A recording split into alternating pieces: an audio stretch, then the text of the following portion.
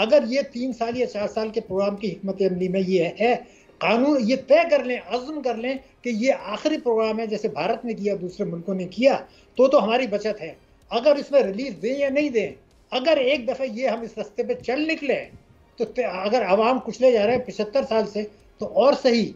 लेकिन मुझे ये यकीन हो, आदाद शुमार की मदद से यकीन हो कि ये आखिरी प्रोग्राम होगा, जो कि नहीं होगा। अभी तक जो मैंने वफाकी वज़ीर ख़जाना के बयानात और आदाद शुमार देखे हैं, जो आदाद शुमार हैं, वो इस बात को चीख के कह रहे हैं ये आखिरी प्रोग्राम नहीं है, ये आखिरी प्रोग्राम नहीं है, ये फिर 24वें में जाएंगे। ये सर, ये वज़ीर ख़जाना ने कब ये बयान दिया है? क्योंकि मेरे प्रोग्राम में तो रिकॉर्ड का हिस्सा है कि हम ये चाह रहे हैं कि ये हमारा आखिरी प्रोग्राम है। ये कब उन्होंने कहा है सर?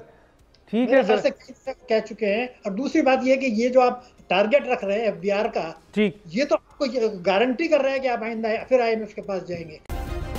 सब्सक्राइब करें और बेल दबाएं ताकि कोई खबर रह न जाए।